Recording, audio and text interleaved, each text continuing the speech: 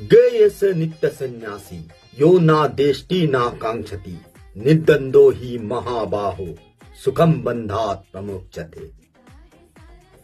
वो पुरुष जो ना कभी देश करता है ना राग करता है, उसे हमेशा घर पे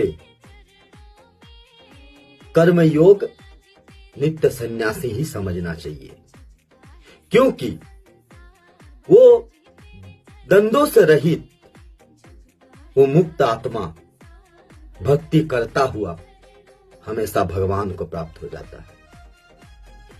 तो जय जय श्री राधे। ऐसा नहीं है कि सन्यासी बनकर ही हम लोग को भगवान की प्राप्ति हो। घर में भी बड़े बड़े सन्यासी कर्म करता हुआ पाए जाते हैं। बोलिए जय राधे, जय जय श्री राधे।